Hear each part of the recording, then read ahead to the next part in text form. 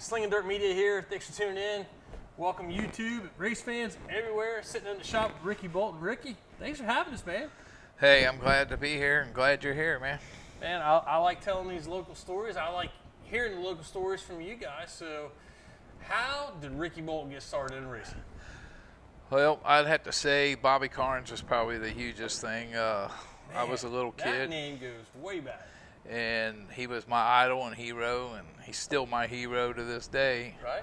And I got to run around with him as a kid pretty much my whole childhood, and Yeah. I always said I'm going to be a race car driver like Bobby Carnes. If it's the last thing I I do, I want to be like Bobby. When I want to be like Bobby Carnes. I still do. Yeah, still do. Yeah. So you're trucking, Yep. Living the dream, right? living the dream. So, I don't know whose it is, but somebody's right. yeah, that's right. Gotcha. So where did you start racing at? I started at Whitewater, Whitewater. Okay. Liberty, Indiana. like 1981, 82, somewhere in there. I was like 15 years old. You had to be 16 to drive. I raced under Danny Lusby's name. Really? Me and Danny Lusby, Jack Lusby's son, were partners in a car, and I drive it on Friday night, and he drive it at Lawrenceburg on Saturday because everybody knew me at the Berg. So what kind of car was this? It was a 69 Firebird. 69 Firebird. Yep. Oh, any fiberglass too? Or is it all steel? No, it was all steel. All steel. Yeah, yeah. It's actually a beautiful car, and we Really? cut it up and destroyed it. It was Hugger orange and white, and we turned it blue. What'd you do that for? Hey, It seemed like a good idea at the time. we needed a race car, man. Yeah. Man, I've probably got a lot of stories that starts out with what seemed like a good idea at the time, Yeah. but yeah. I'd love to have it back today, right? Oh man, I tell you, I got a couple of them too. My first car my first driving car was a 1980 Trans Am. God, man, I wish I had that thing back now. I've had a few of them I wish I had back. Yeah, yeah. So we're in modifieds now. How did you get from bombers to modifieds? Well, back then it was called street stock, and we raced that for several years, and then we went to Florence and raced it once I was old enough to drive. We went to Lawrenceburg a little bit, and then we went to Florence and run the sportsman class for years over there. Yeah, yeah. I got to meet Larry Moreland. That's where me and him become friends and lifelong friends. And Good dude. yes, I miss him dearly. Yeah. Good man. There's we'll talk. I got Larry's story. We'll talk. We have to talk about that one off camera. Yeah, I probably could too. I might have more than one of those really, but yeah. But we raced at Florence several years, and then we went to Lawrenceburg, and I started working for Tom Wick. Okay. And we There's started. a name I don't hear very often, but I mean occasionally, old Tommy Wick comes up. Tom Wick is. I might ruffle people's feathers when I say this, but I believe it with all my heart. He's the reason that modifieds brought money in to this day. And it's starting to go backwards at a lot of racetracks, but he's the one that brought money here to begin with. Yeah. And we had 50 cars every week, you know. I remember every year going to Tommy's auctions. Oh, yeah, we worked the auctions, Yeah, too, me and my kids both. Yeah. I always remember Dave, Cookie, Yeah. Cookie working the auctions. We and stuff. we traveled all over the country doing them. Yeah. I think, okay, so I ended up buying a car that I didn't buy it at the auction, but so I had a bad wreck, destroyed car, needed a car. I really wasn't actively looking for one, but had a guy call me up. Who was it? Danny McGee. Yep. Danny McGee calls me up and says, hey, I bought this car at the auction. Whatever. And I was there. I remember when he bought it. It was the auction at Lawrenceburg, at the, up underneath one of the shelters. Yep. And I was with Stan Freeman when Danny bought this car. Danny buys this car. Whatever. I guess he bought it for his boys and promised it to them, and they were going to build it. Well, when I had my bad wreck in 05 at Lawrenceburg, after that, Danny calls me up and says, hey, you want this whole car, this whole frame I got? He said, I'll dig up the receipt. He said, whatever I paid for it, you give me that for it, it's yours. I said, okay. So went over and looked at it, and there's a tree growing up through it and everything. Been sitting there a little bit. Bought this car, whatever, turned into my next piece. But yeah, that's I was at that auction when Danny bought it. Yeah, we had several auctions we went to. We worked for him for, I don't know, probably 8 or 10 years, I He guess. got big. He was doing. Yes. I remember when he was inside at Louisville. Yeah, we were Owensboro. We were all over. Yeah. Good times. Good times, There's man. some good stories. Yes, there's a lot of them we'd have to tell off the camera too, right? Yeah, yeah. Is Tommy still around? What's he doing? He's over in Kentucky somewhere. I talked to him on the internet here and there, and on the phone occasionally, but Right. I'm not sure what he's doing actually. Yeah, when did he stop doing the auctions? I'm Or gonna is that say maybe a Tommy question? no. I'm gonna guess somewhere around maybe 2 years after the racing, after he wasn't the promoter at Lawrenceburg no more. Huh. I may have to sit down with Kind of fizzled out a little Yeah, bit, yeah, you know. And Tommy. Might be a good guy to sit down with. oh, he's got good stories, yeah, man. yeah. I could definitely see that. He was crew chief for Charlie Sitman for many years. Really? Yep, Charging Charlie. I did not know that. Yeah, we got actually one of Charlie's doors on the wall over there. Right? The racing auctioneer. Yeah. Got him on the ceiling up there. Right? He was a hard charger. Nice. But after we ran street stocks at Florence over there, then we come to Lawrenceburg, like I said, with Tom. And we worked at the racetrack. I took care of the track prep, did tech, and drove a race car. So Saturday was like... So you didn't just have one job, you had many jobs. Yeah, I was the guy. You were the right-hand guy. I caught all the shit, man, when it Okay. run downhill, right? Yeah. Yeah, been there, done that. So I jumped out of the race car, and thankfully I had a son that would Right. do the wrenching on the car while I'd run out and get in the water truck and try to take care of dust control, you know? Dust control. So, yeah. But I wouldn't give up them days for nothing. It was the best times of my life. Man. Yeah, it's just nothing but good times. So Even when it seems like you're at the bottom end and you're catching Oh, yeah. it, man, those are still good days. oh yes, we had a blast down there. You know, it was more than a job. It was family and a job. You know what I mean? So Yeah. we had a good time. Then we slowly made it over to the mod. I went there a couple times, went back to the street stocks, and then finally transitioned into the modifieds and been there ever since. Do you remember your first modified? Yes, I do. Yes, you do. Tell me about this one. The very first car I bought, thanks to my buddy, I was drag racing at the time, actually. Me and my dad was a drag racer, so Okay. we went drag racing for a minute. And, Right. my buddy Bub had a brand new modified, and he said, I'll let you hot lap that thing once if you let me drive your car down the strip once. I said, hell yeah. So Okay. he got in it, and I hadn't been in a dirt car in a while. Right. And I hot lapped his car on Saturday night, and Wednesday night I bought a brand new car off of Jimbo Hudson up in Hamilton. Really? That was my first mod. Yep. So, okay, before we dive into that, did you do any drag racing? Yeah, we raced for probably 5 years. Really?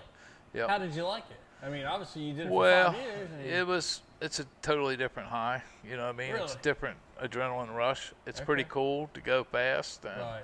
we run 920s, 150 mile an hour. Okay. And a I mean, quarter, it's you know. respectable. Oh yeah, and honestly, it just got to where I wanted to go a lot faster, and Sure. just wasn't no money to go any faster. Yeah, And yeah. that wasn't my dream. That was my dad's, and Right, I was right. trying Yeah, to yeah. live it for us both. And Yeah. I went after I hot lapped that car, it was over. And then I bought a car from Darren Luttrell. It was a Larry Moreland car Yeah. that he built, Yeah. and Oh, duct tape there. oh yeah, old Daryl or Darwood. That's what we call him, Darwood. Darwood. So my dad was big, and he loved the street rods and hot rods and stuff. And we built a nice Model A. Had a 1928 Model A 2-door sedan. And I think I've seen pictures on the yeah, internet of it. you Yep. probably have. Yep. I still got some pictures of it. We Dad was pretty set in his ways about some things on his car. Not chopping the top or anything like that. But Gary Inglewood got him the rear tires for it. A set of McQuarrie sprint car tires was up underneath the back of this Model A. So just pictures. I always the best way that I thought to describe it was it looked like something the Munsters would drive. It was all jacked up in the back, and it had big tires in the front, but these big sprint car tires on the back of this thing. Little just chain steering wheel, maybe. Oh man, yeah. Oh, that would have been super cool. But no, it was a cool old hot rod. Dad liked going to shows and stuff, and those were okay. They just wasn't my thing. My thing I was feel you, man. going fast and slinging dirt. Dirt's for racing and asphalt's for getting there, right? Right. I don't know. I mean, we went to the pumpkin run, and we always had a good time and sit around. And I thought the cruise-ins were better. At least there was action, but the car shows was it was everybody sitting around and wiping all the dust off. Just that wasn't me. Well, like our drag car, it was just the only thing you did was hold a button down, set the computer on the first bulb and let go of it, and you hold on, and the computer launched the car and shifted the car, and then at the other ends, all you had to do is let off the gas and hit the kill switch. That's it. It was. I mean, it sounds like a lot. It was interesting, but it just wasn't really my thing. Yeah. Me Always either. wanted to go a lot faster, Sure. but couldn't go there. Yeah, my first car I had was a Trans Am, and I played with it a little bit. We did a little street stuff, but man, it just wasn't a dirt track, man. It wasn't going to get me there. I feel you. Yeah.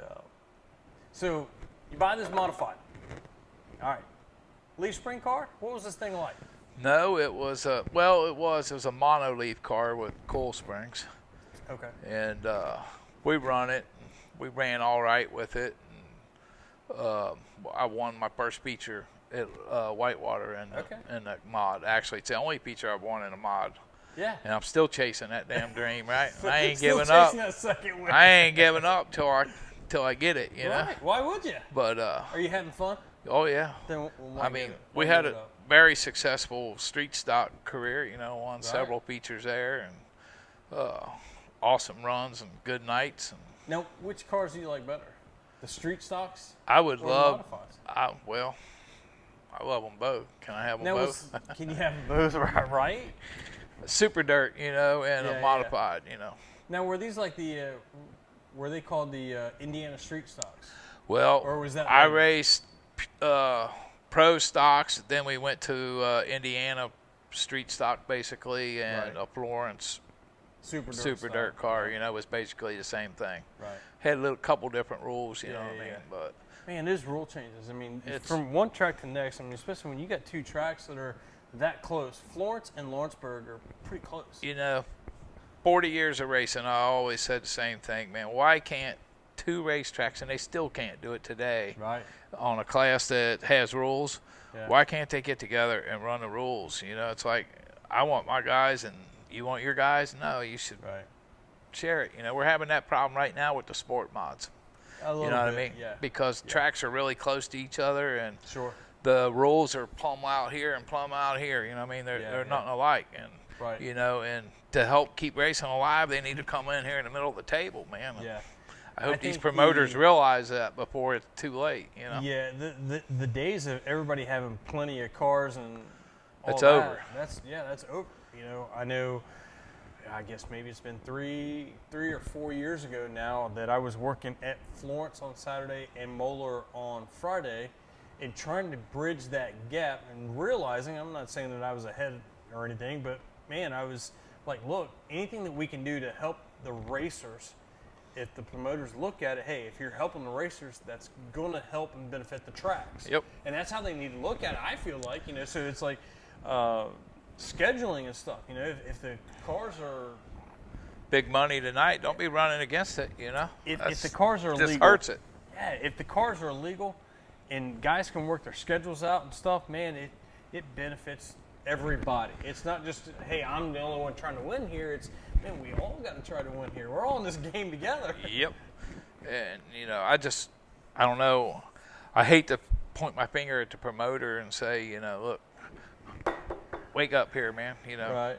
A and B needs to get together over here, you know what I mean? Yeah. And it's better for everybody, I believe, if they could ever just figure out how to do that. Sure.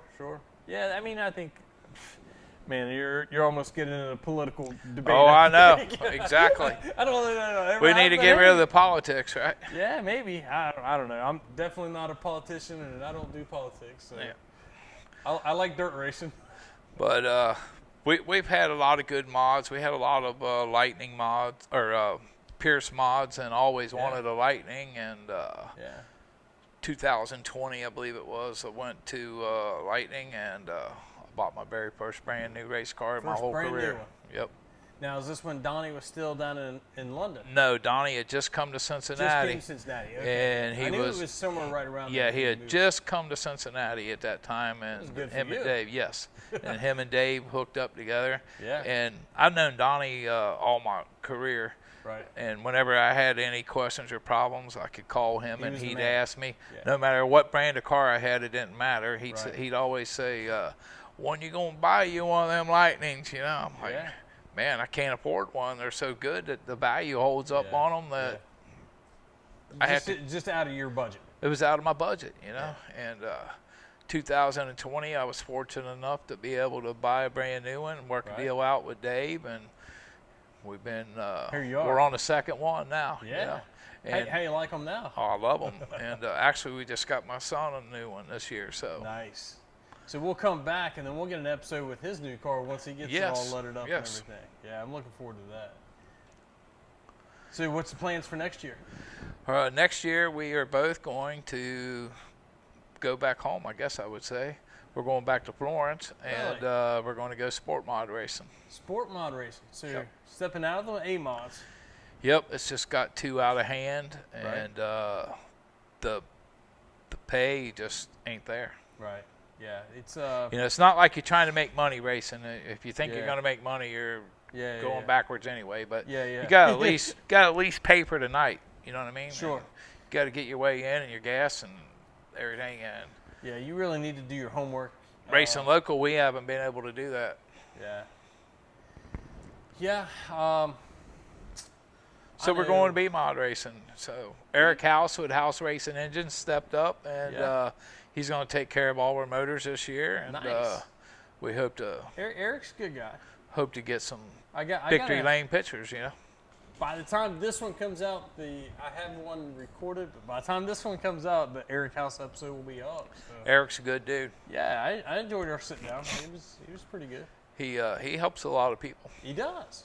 He's low key. He helps a lot more people than an average person knows that he does. You know? Right. Yeah, he's pretty heavily involved with quite a few teams. Yeah, he's going to build me and Zach 2 nice motors, and Nice. going back to Florence, man. So there was So no here we come, Josh King. You're coming. You want some of that king money? I want some of that king money. Yeah. Cash is king. That's right. Cash is king, bud. So there was no debate on, if you're going back to B-Mod, there was no debate on whether you wanted to get a crate motor or an open motor. It was just instantly, we're getting an open motor. I'm going to an open motor for the biggest reason that I want to be able to work on my motor when something goes wrong. You know, I don't want to be forced to take it to this guy over here and be forced to pay whatever he charges to fix my motor. You know, up to this year, you wasn't even allowed to go somewhere else. You know what I mean? Yeah. You wasn't even allowed to bust the seals on them. I still have my opinions on that. So it's kind of got wild this year. I'm waiting to see what it's going to be like, because we went from one crate engine to it's wide open. We don't even know the number of people that are allowed to build these motors now, right? So I'll give you my brief description on my opinion. My opinion is I think it should still just be that crate engine, that only crate engine, not opening up that crate engine. Once you break those seals and you open that engine up, it's no longer a crate engine. It becomes now an open motor and should go under the open motor package. Well, some people are going to disagree with that, but here's exactly what's going to happen. Look at where the crate late models are. oh yeah. They started out as crate racing. Then they started opening them up and fine-tuning them and adjusting them, and now those motors are superior than the ones that come from the factory. Yep. So now you can't just go to that factory and be competitive against that motor that's been opened up. So it's only a matter of time for that exact same thing happens with the B-Mods. So now a guy that can let's just say an example, $6,500, goes and buys a motor, puts it in his car, goes racing. Well, now once it's freshened up, and now that freshened up motor is better than that one, well, now it's not $6,500 to go racing. Now it's $85,000 or $10,000 to go racing. So what did you just do?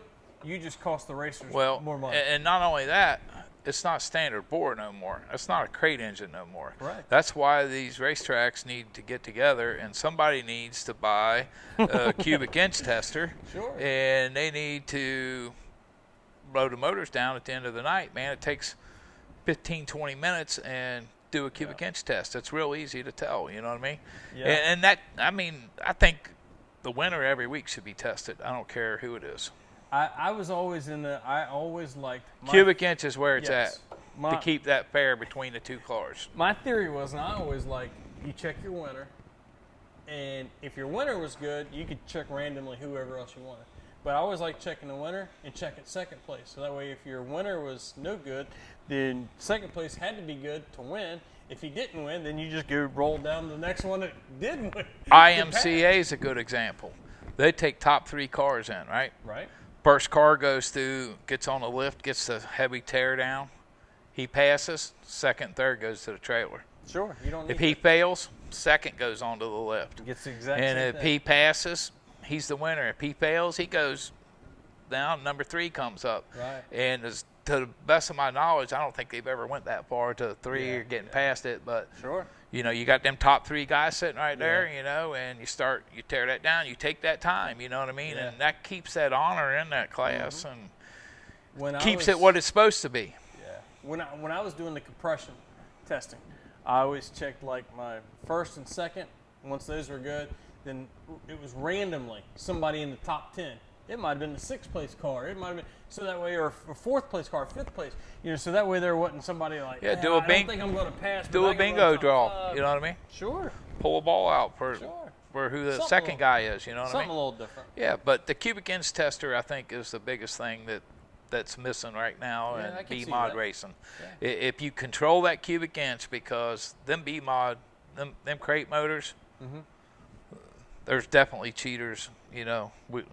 Man's involved, so there's cheating involved. Sure.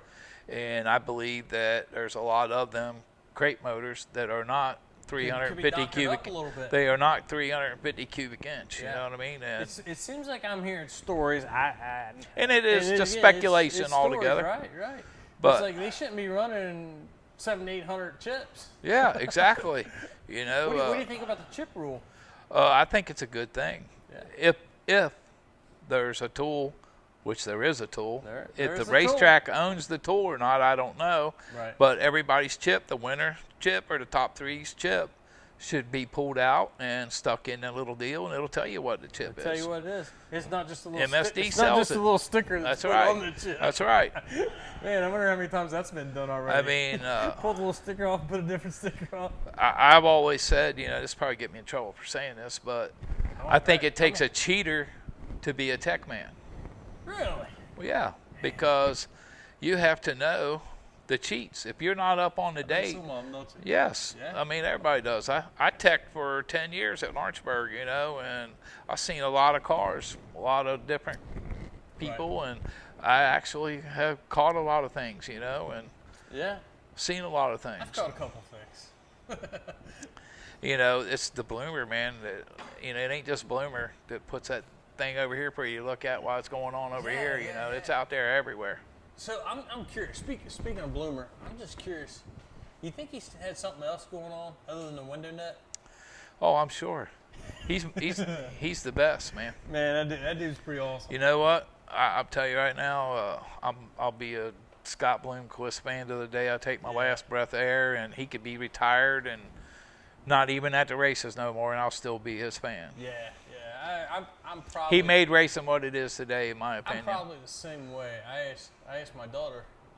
My daughter, she'll be by the time this goes up, she'll be 21, and that name ring a bell? Who is it? Kenny Norris. Carrie Norris? Carrie Norris. That's it. Oh, yeah. All right, Carrie. we'll go back to Carrie Norris. We're talking about Bloomquist. I asked my daughter. I said, do you know who Scott Bloomquist is? She said, no. She's like, I'm like, I have failed as a father if you don't know who Scott Bloomquist is. My daughter now knows who Scott Bloomquist is. I hope so. Yeah. She's informed.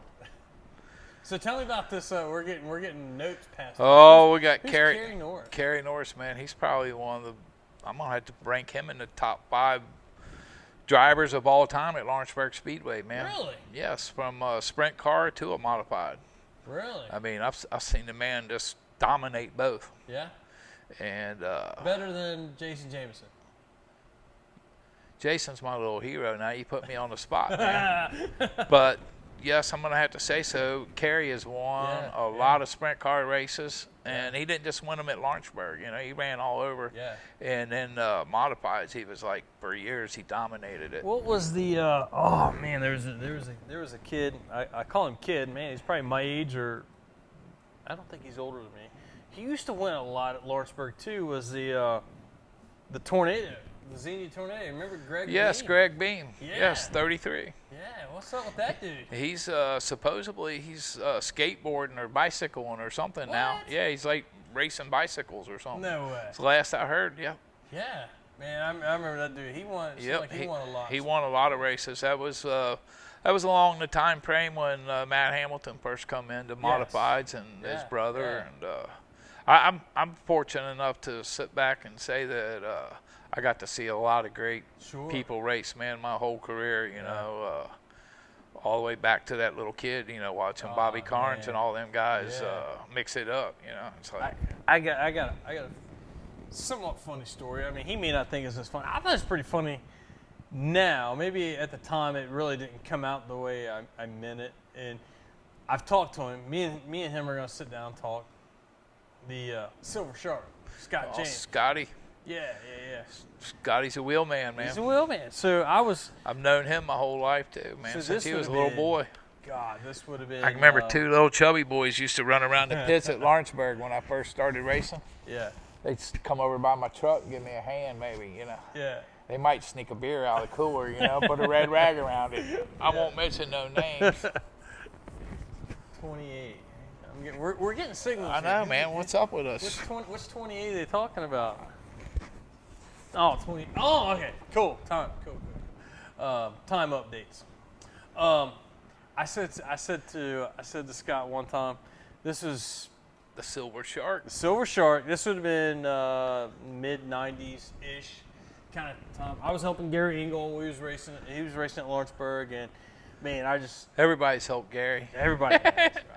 Gary's good people, man. Good, yeah. Oh, man. He's Dude, another I feel one like of them I've been guys. around the world with Gary. Gary's another one of them guys, man. He'd do anything in the world for you, man. So Scott came up in the stands there, and this was the stands, the pit stands in turn 4, back the old bird. And I'm like, you know, maybe I was a little bit, oh my God, man, Scott James is standing next to me, and I was just trying to talk to him a little bit or something. And I said, I'll never forget it. I said, man, Scott, I said, you look good out there for a change, you know. And he kind of looked at me, and I'm like, man, that really probably didn't come out the way I meant it to. I just talked to Scott here last week, actually. He's just getting over back surgery, man. He's going through a lot of that's what I heard. issues at the moment, man, with his I back. heard he's had some surgery. So Yes. Hopefully I'll that turns out good, man. We can get him back in the race car, man, because he's a wheeler. For sure. He's a gas man. Yeah. Lawrenceburg's seen some really good drivers over the years. Lawrenceburg's probably had as premier drivers that was ever at any racetrack in the country. Yeah. Man, I mean Jeff Gordon. I can remember seeing Jeff Gordon at 13, 14 years old driving a wing sprint car at Lawrenceburg for the first time. Yeah. You know? I remember when Case Bolt was younger, you know, and I mean we were talking back when Lawrenceburg used to run late models more often. Yeah. I mean, well, it was a late model track in the day and a sprint car track. It was premier both. It was the fastest quarter mile in the Midwest. It seemed like it went back and forth. It was the fastest quarter mile in the Midwest. It was a bad little bull ring. It was the bull ring, man. I miss the old Berg, man. Yeah. That's what I call it, the old Berg. The old Berg. I can when I was racing modifieds and went there, I didn't go there a lot, but a few times that I went there, I could tell the next day if it had been a late model race or been a sprint car track, because it seems like if it was a sprint car track, man, it was rough and my neck was sore the next day. They ran sideways all the way around the racetrack, you know. Man, I mean, those guys were slinging dirt. Yeah, always impressive shows. We've had a lot of good times at the old Lawrenceburg, man. A lot of my friends are gone now, like Junior from Hardentown. He helped us tremendously throughout our careers, mine and my son both. Yeah. We lost him. Larry Detmer.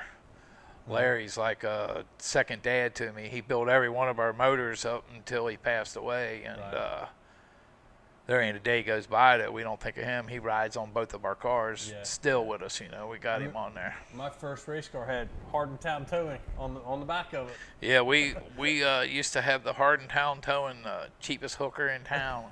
Right. Junior loved it, you know. Yeah. We had some. I don't even know how to say it, man. I miss them. Yeah. We got to keep remembering them. Oh, yeah. Keep recording and telling stories. Good about people, them. man. You know, I can tell stories all night about them both, you know. Yeah. And I wish I had enough battery to go all night. Yeah. We can record some stuff. Maybe we just need to have a big party and put That's some cameras it. up and just run them all night and Yep. air that thing. See how that goes. I'll That tell might you be what. A whole different show. It'd be like a New Year's show or something, right? Right. Yeah, I hear you. Well, Ricky, I tell you what, man, we are about to run out of time. We need to try to keep it to a dirty 30. I like the dirty 30. It's a good little slogan. Yep. I like to thank a few of my sponsors. Go ahead. This is your time. Rick Harris, I couldn't do it without him. Okay. He's definitely the man. Orville Wright, couldn't do it without him. Got Brent Beal at Beal ETC. Yep. Everybody that's on our car, Bobby with Associated Scale, Al at Shamrock, couldn't do it without none of them. Right. You know what I mean? People think, you know, just that one little guy, he makes a difference, you know. Yeah. It does make a difference. It does. Couldn't do it without them. Right. And very appreciative of all of them and the help that they've given me. And Yeah. I'm fortunate. Man, I tell you what, I love that color. That blue. And I don't know if you've seen the pictures or not. That's Ricky Thornton blue, man. Man, that thing it pops when that is out there on the racetrack. And I've seen it from the tower. That thing just pops when it is out on the racetrack. Yep.